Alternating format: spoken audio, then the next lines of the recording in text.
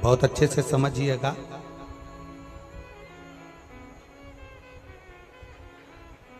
गाय को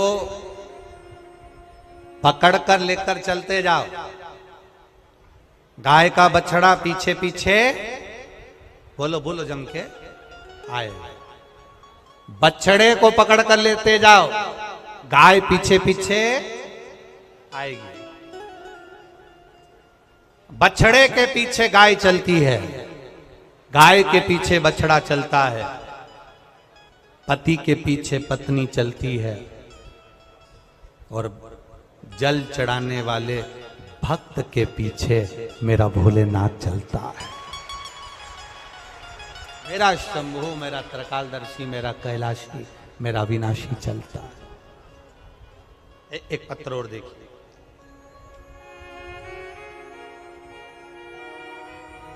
मैं सुनीता बैरागी, टीला जमालपुरा, भोपाल से हूं। मेरा मोबाइल नंबर ये है। कहीं बैठी हैं? सुनीता बैरागी, टीला जमालपुरा, भोपाल से। कहीं बैठी आप ही हैं? दोनों हाथ हिला दो ऐसा एक बार। हाँ, दोनों हाथ हिला दो। मैं सुनीता बैरागी, टीला जमालपुरा, भोपाल से हूं। आपने भजन की एक लाइन अच्छी लिखी है, अरे लुटा दिया भंडार काशी वाले ने, कर दिया माला काशी वाले। गुरुजी, पशुपति व्रत का और एक लोटे जल का क्या महत्व है, मैं क्या वर्णन करूं गुरुदेव। मेरे भोले बाबा ने क्या करा, मैं किसको बताऊं। दुनिया के लोग विश्वास करे ना करे एक लोटे जल पर मैं विश्वास करती हूं। बहुत समय से सरकारी नौकरी की तैयारी कर रहा था पुत्र, कहीं पर भी सरकारी नौकरी नहीं लग रही थी। तब उससे कहा कि एक बार पशुपति व्रत करो और शिव जी के मंदिर में एक लोटा जल चढ़ाओ, प्रतिदिन चढ़ाओ। मेरे बेटे ने कहा, माँ जल चढ़ाने से कोई नौकरी लगती है क्या? मैंने कहा, सियोर वाला महाराज कहता है, एक बार करने में क्या जाता है, नौकरी के लिए अप्लाई करो और जल चढ़ाओ। मेरे बेटे ने अप्लाई करा नौकरी के लिए, जल चढ़ाया, पढ़ाई दिल से करी, विद्या अध्ययन दिल से करा। खूब अध्ययन करने के बाद जब मेरे बेटे ने नौकरी के लिए अप्लाई करा, आज मेरे बेटे को रेलवे में स्टेशन मास्टर के पद पर चयनित किया गया है। मैं बाबा को यहाँ धोख लगाने के लिए। बधाई आपको बहन, बहुत बहुत। बिराजी हर हर। शिव कृपा किसको कहते हैं? शंकर की उदारता किसको कहते हैं? शिव स्मरण किसको कहते हैं? शंकर की भक्ति किसको कहते हैं? इसमें सियोर वाले महाराज का फायदा नहीं तुम्हारे जल चढ़ाने से, बेलपत्री चढ़ाने से सियोर वाले महाराज का फायदा नहीं है, पर तुम्हारे जल चढ़ाने से, तुम्हारी बेलपत्र चढ़ाने से, तुम्हारे भजन करने से, तुम्हारा पशुपति व्रत धारण करने से फायदा तुम्हारा है। तुम दिल से शिव महापुराण की कथा सुन रहे हो। इतने सारे पंडाल, रोज पंडाल बढ़ रहे हैं, रोज पंडाल बढ़ाए जा रहे हैं। प्रतिदिन लाखों की संख्या में लोग बढ़ बढ़कर यहाँ आ रहे हैं। तुम्हारी लाखों की संख्या में आप लोग जो कथा सुनने आए हो, इतना विश्वास रख कर जाना कि खाली मेरा भोलेनाथ नहीं भेजेगा, तुम्हें भरकर भेजेगा, खाली नहीं भेजेगा।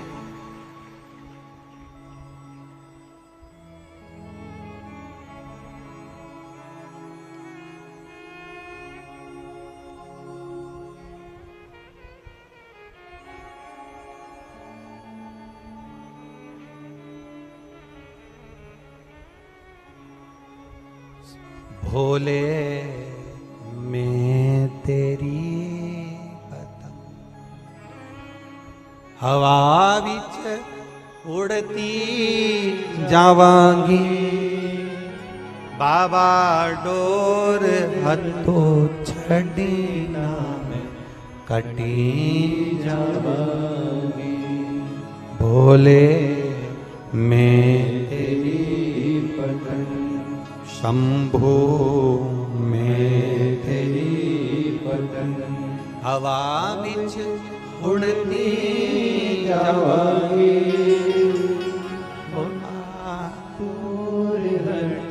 छड़ी ना मैं कटी जावांगी। बाबा मैं तेरी पतंग, शंभो हो मैं तेरी बदन। हमारा भाव, हम भगवान के भजन में जो समय लगा रहे हैं, भगवान के स्मरण में जो समय लगा रहे हैं, वो समय खाली नहीं जाए। पार्वती जी ने शिव जी की आराधना करी थी, माता पार्वती जी ने भगवान शंकर की आराधना करी थी।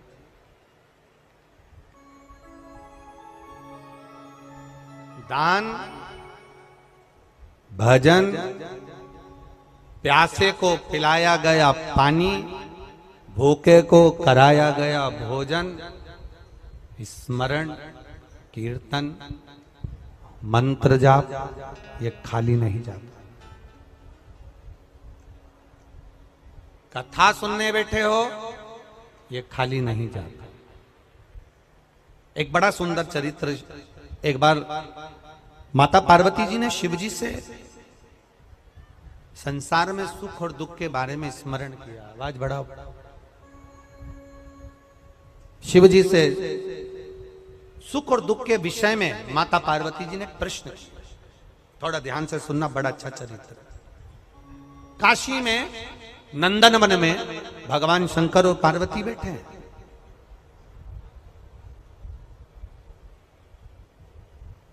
और नंदन वन में जब माता पार्वती और शिव जी बैठे थे, तो पार्वती जी ने शिव जी से एक प्रश्न करा कि जीवन में सुख और दुख कितने विचित्र हैं, ये क्यों आते हैं? सुख मिला तो क्यों मिला, और दुख मिला तो क्यों मिला? ये माता पार्वती जी ने शिव जी से प्रश्न किया। शंकर भगवान ने बड़े भाव से इस सुख दुख के चरित्र का वर्णन किया। शिव जी कहते हैं, सुनो पार्वती, मैं तुम्हें एक चरित्र सुनाता हूं।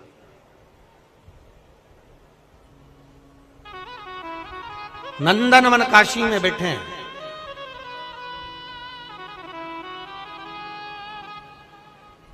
और नंदनवन काशी में बैठकर भगवान शंकर पार्वती जी से कर, मैं तुम्हें एक चरित्र सुनाता हूं। एक सेठ जी, करोड़पति, धनपति, अरबपति, बहुत पैसा, दुनिया का सारा ठाट सेठ जी के पास में था। दुनिया का सारा वैभव सेठ जी के पास में था। करोड़ों का धन सेठ जी के पास में, गाड़ी, बंगला, सब कुछ, सब दिया परमात्मा ने, बहुत दिया। पर सेठ जी कंजूस थे, और उन्होंने अपनी जिंदगी में आज तक एक चवन्नी का दान नहीं किया, कभी किसी को एक गिलास पानी नहीं पिलाया। रिश्तेदार भी अगर आ जाएं तो वो पानी ना पिलाए, भोजन ना कराए, तो रिश्तेदारों ने आना भी बंद कर दिया, कोई नहीं आता, कभी दान नहीं करा। और उसके यहां का नियम था, सेठ जी के 3 बेटे, सेठ जी के तीनों बेटों में से 2 बेटों की शादी हो गई, एक बेटा कुंवारा था, सबसे छोटा वाला। छोटे बेटे की शादी होना थी, सेठ जी ने संबंध देखा और बच्चे का विवाह करा। छोटी बहू घर के अंदर आ गई। छोटी बहू आई तो घर की जो जेठानियां थी, दोनों जेठानियों ने छोटी बहू को अपने कमरे में बिठाया और बिठाकर समझाया, सुनो,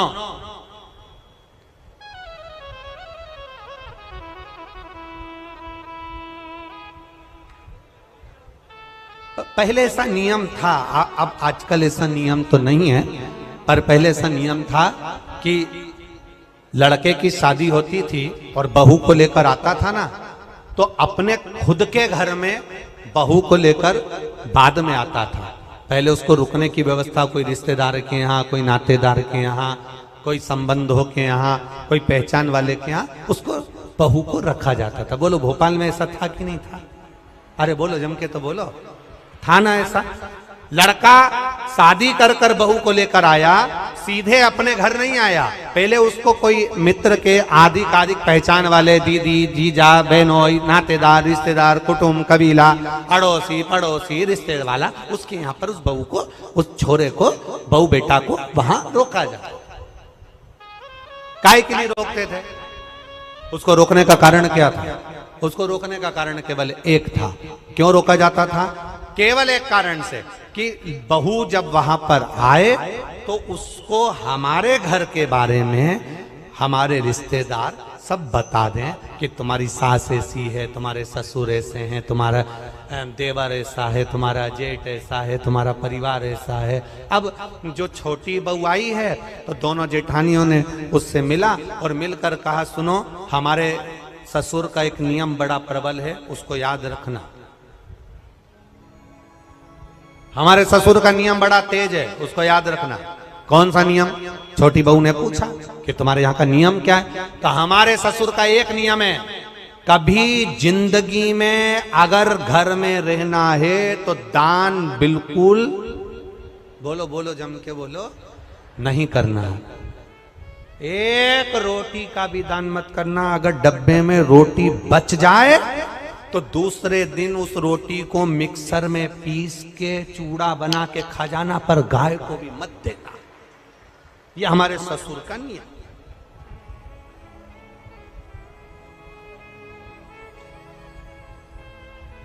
मेरा विश्वास कहता है अपने भोपाल की तो ऐसी बहू नहीं होगी और ना ऐसा कोई रिश्तेदार होगा कि रोटी गाय को भी ना दी जाए, कुत्ते को भी ना दी जाए और पक्षी को भी ना दी जाए। एक विश्वास कहता है मेरा, भरोसा कहता है मेरा, और हमारा भरोसा ये कहता है कि सनातन धर्म में ऐसा कोई व्यक्ति नहीं जो गौ माता को एक रोटी ना देता हो, सब देते हैं। सनातन धर्म में ऐसा कोई, हम दूसरे की कोई बात नहीं कर रहे, हमें अपने घर से मतलब है, हमें अपने घर से। कई लोग आपको मिलेंगे, कई लोग आपको कहने आएंगे, वो दूसरे की बात करेंगे कि उन्होंने ऐसा कर दिया, उन्होंने वैसा कर दिया। हमें दूसरे धर्म से कोई मतलब, हम अपना घर देखें ना पहले। आज के समय में लोग अपना घर देख नहीं रहे, अपना सनातन धर्म देख नहीं रहे और दूसरे धर्म से मतलब रखे तो क्या मतलब है? हमें अपने से मतलब है, अपना घर हम देखें, अपना परिवार हम देखें। कहा हमारे यहाँ का नियम है, एक रोटी भी गाय को ना जाए, एक रोटी भी कुत्ते को ना जाए, जरा सा भी दान नहीं करोगे। छोटी बहू से कहा नियम याद रखना। छोटी बहू ने मन में सोचा, मेरे पिताजी तो हमेशा कहते थे कि दान करो, धर्म करो, साथ जाएगा। दान करोगे साथ जाएगा, रोटी खिलाओगे साथ जाएगा, किसी को पानी पिलाओगे साथ जाएगा। ये बाकी का तो सब यहीं छूट जाएगा। बाकी का जो तुमने दान धर्म पुण्य करा, कथा सुनी, स्मरण करा, कीर्तन करा, मंत्र जाप करा, दान दिया, यही तो साथ जाएगा। अब इस छोटी बहू के पिताजी ने ये समझाया था और ससुर जी कह रहे कि एक अन्न का दान नहीं होना चाहिए, 1 रुपया दान नहीं होना चाहिए। बड़ी बड़ी ठीक है। जाई विधि राखे राम, वो जम के बोला करो जरा, ताई विधि राई। हम तुमसे बार बार इसलिए बुलवाते हैं कि तुम्हारे पास में कोई बैठी हो और वो कर रही हो तो तुम उसके पास में बैठकर कम से कम बोल तो दो। जैसे ही बोलोगी वो भी जाग जाएगी, थोड़ी बहुत तो उठ ही जाएगी। अब छोटी बहू ने कहा ठीक है, जाई विधि राखे राम, ताई विधि, और सीताराम सीताराम सीताराम चालू। बहू रहने लगी। 4 महीने बीते, बहू छज्जे में कपड़े सुखा रही थी, गैलरी में कपड़े सुखा। नीचे एक भिखारी आ गया, उसने आवाज लगाई, 3 जन्म से कुछ नहीं खाया है, भूखा हूं, भोजन दे दो। क्या बोला वो? कितने जन्म से? 3 जन्म से कुछ नहीं खाया है, भूखा हूं, भोजन दे दो। बहू कपड़े सुखा रही थी, उसकी आंख में आंसू भर गए। हमारा नियम है, हमारे ससुर का नियम है, दान नहीं कर सकते। अब बोलूं तो बोलूं क्या इसको? छोटी बहू अपने पिता के संस्कारों को छोड़ ना पाई और ऊपर कपड़े फटकते फटकते कपड़े को जब पानी से निचोड़ते हैं, निचोड़ कर सूखने डालते हैं तो एक बार फटक देते हैं। फटकने का मतलब ये होता है कि पानी झड़ जाए इससे मतलब नहीं होता। फटकने का मतलब ये होता है उसमें जो सल हैं वो अच्छे हो जाए। फटका और फटकते समय तार पर गैलरी में कपड़ा डालती डालती बोली,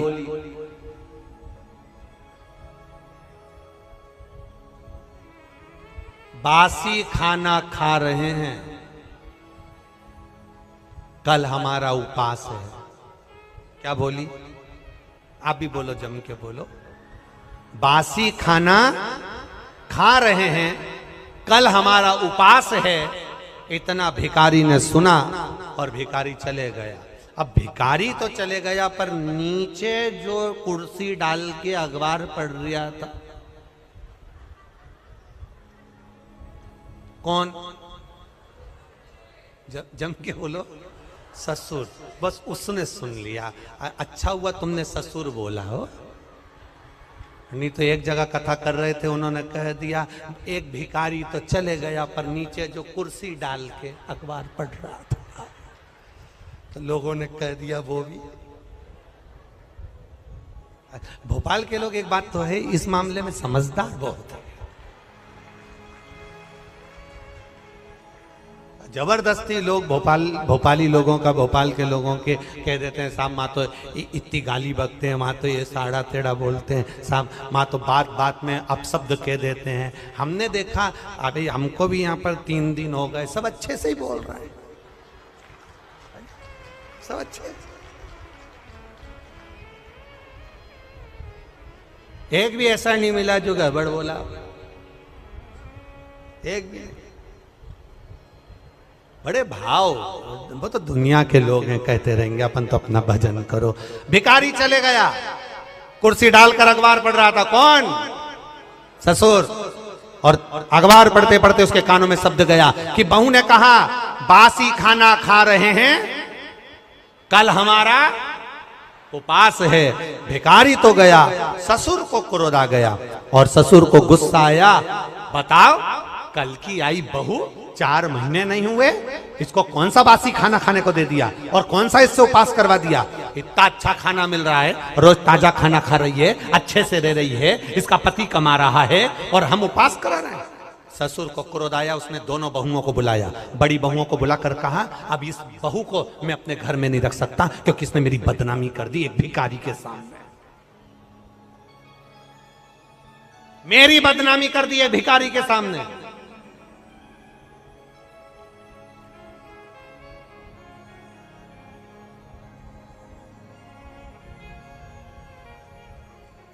होता है।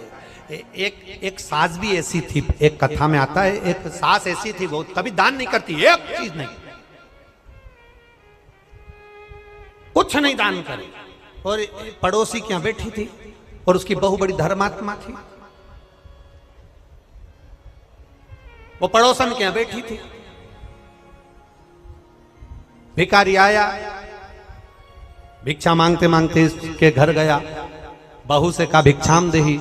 बहू ने तुरंत उठाकर एक कटोरी आटा भरकर उसको दे दिया। अब ये भिक्षा मांगते मांगते पड़ोसन क्या गया, ये भी वहीं ओटले पे बैठी थी सास भी। इतने में तुरंत सास ने वहां पर आवाज लगाया भिक्षुक ने, माता भिक्षाम देही, तो पड़ोसन ने भी उसको भगा दिया। तो इसने जो यहाँ बैठी थी पड़ोसन, इसने पूछा क्यों, वो 3रे नंबर के घर पर गए थे क्या? हाँ। कुछ दिया क्या? हाँ। क्या दिया? 1 कटोरी आटा।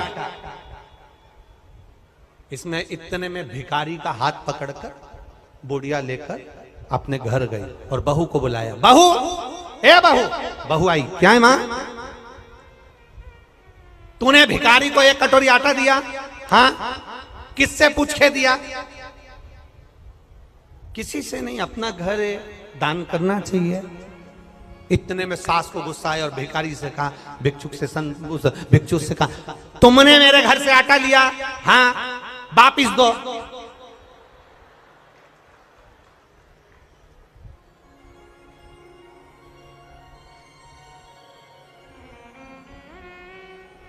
भिखारी ने कटोरा भर के आटा निकाला, दे दिया।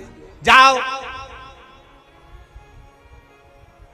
इस घर में मेरी चलती है, मैं बोलूंगी तो बहू आटा देगी और मैं बोलूंगी तो नहीं देगी। जाओ, मैं जब तुमसे बोलूंगी तुम आओ, तुम आना, फिर मैं आटा।